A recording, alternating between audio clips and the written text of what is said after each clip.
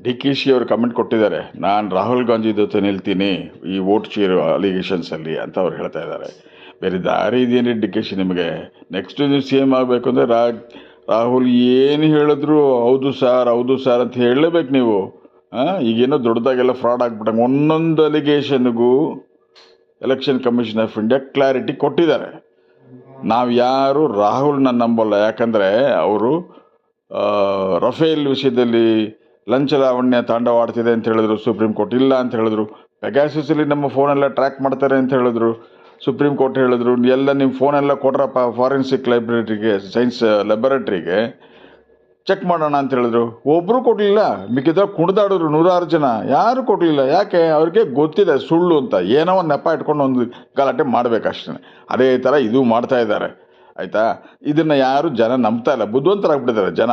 ಈ ಸುಳ್ಳಿಗೆ, ಈ ಬೂಟಾಟಕ್ಕೆ, ನಾಟಕಕ್ಕೆಲ್ಲ ಯಾರು ಚಿಂತನೆ ಮಾಡಲ್ಲ. ಅವ್ರು ಎಷ್ಟೇ ಕುಣಿದ್ರೂ ಸರಿ, ಎಷ್ಟೇ ರೋಡ್ ಶೋ ಮಾಡಿದ್ರೂ ಸರಿ, ವೋಟ್ ಬರೋದಂತೂ ಬಿ ಜೆ ಪಿಗೇನೆ.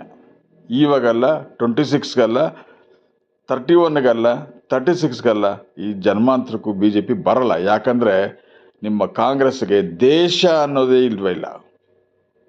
ಬಂದು ಕುರ್ಚಿಲಿ ಕೂತ್ಕೊಂಡ್ಬಿಡ್ಬೇಕು ಅಷ್ಟೇ ಬೇಕಾಗಿರೋದು ನಿಮಗೆ, ನಿಮ್ಮ ರಾಹುಲ್ಗೆ. ಆಯಿತಾ? ಇದರಿಂದ ಜನ ಇದೆಲ್ಲ ಏನು ನಂಬೋದಿಲ್ಲ. ನೀವು ಏನು ಹೇಳಿದ್ರು ನಿಮ್ಮ ಪೊಲಿಟಿಕಲ್ ಸರ್ವೈವಲ್ಗೆ ನೀವು ಹೇಳಬೇಕಾಗತ್ತೆ.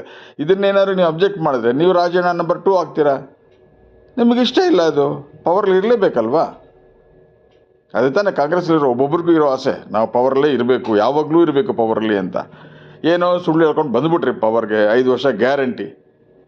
ಆಮೇಲೆ ಬಿ ಜೆ ಪಿ ಬರೋದು ನಾವು ಹೇಳ್ತೀವಿ ಜನ ಅದು ಗ್ಯಾರಂಟಿ ಅಂತ.